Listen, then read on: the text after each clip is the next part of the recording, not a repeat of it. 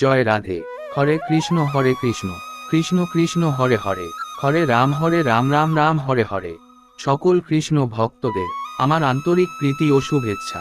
আপনারা দেখছেন পার্লালপুর শ্রী শ্রী রাধা গোবিন্দ মন্দির, যে জায়গাটা সাধারণত ধুলিয়ান গঙ্গার চর নামে পরিচিত। আমরাও কিন্তু সেই নামেই চিনি। এই গঙ্গা নদীর তীরে যখন এখানকার মানুষ রাধা গোবিন্দ মন্দির স্থাপন করে, তখন রাধা গোবিন্দ মন্দির থেকে নদীর পার ছিল প্রায় 500 মিটার দূরে। পতিত পাবনী শ্রী শ্রী রাধা গোবিন্দ মন্দির প্রতিষ্ঠা হয় বাংলা সন 1414। এখানে প্রতি বছর শিবরাত্রির পরদিন থেকে শ্রী শ্রী রাধা গোবিন্দের লীলা সংকীর্তন ও মহামিলন মেলা অনুষ্ঠিত হয়। এখানকার মহামিলন মেলায় বিভিন্ন প্রান্ত থেকে, দূর দূরান্ত থেকে হাজার হাজার ভক্তবৃন্দের মহা সমাবেশ হয়, যা নিজের চোখে না দেখলে বিশ্বাসই হবে না।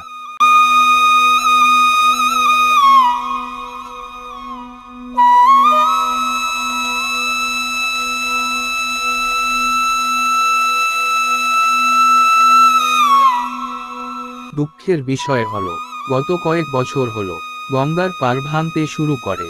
সেই পার ভাঙতে ভাঙতে এখন মন্দিরের সামনে এসে পৌঁছে গেছে।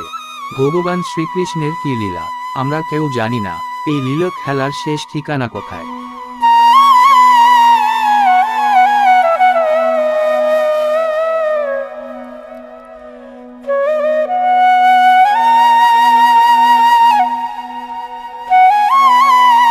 কথায় বলে নদীর এক পার ভাঙবে, অন্য পার গড়ে।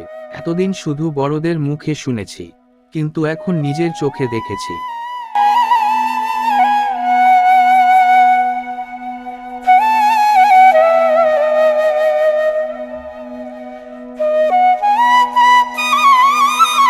আসুন আমরা নদীর তীরে ঘুরে কিছু পরিদর্শন করি। জয় রাধে। হিন্দুদের পবিত্র নদী গঙ্গা।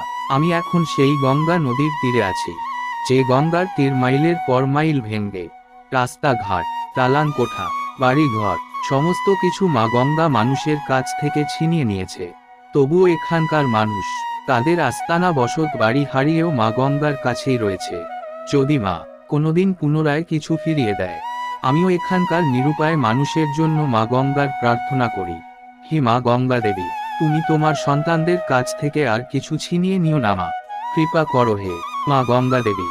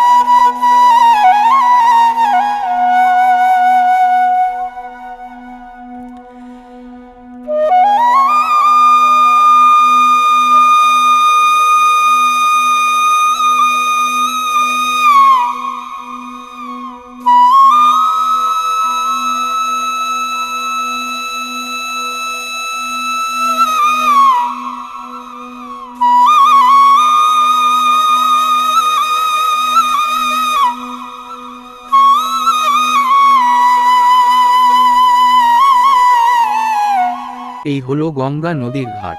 যে নৌকাগুলো দেখছেন, এই নৌকা দিয়ে এখানকার মানুষ নদী পারাপার হয়। সারা বছর ধরে এই নৌকাই এখানকার মানুষের প্রধান যানবাহন। এছাড়াও জেলেরা মাছ ধরার জন্য নৌকা ও ট্রলার ব্যবহার করে। নানান ধরনের মাছ এখানে পাওয়া যায়, যেমন ধরুন ইলিশ মাছ। ইলিশ মাছের আবার বিভিন্ন নাম। ইলিশ ছাড়াও রিটা মাছ, গলদা চিংড়ি, লাঠি মাছ, বাতাসি মাছ ইত্যাদি। কত মাছের নাম আমার জানা নেই। হরে কৃষ্ণ। জয় রাধে।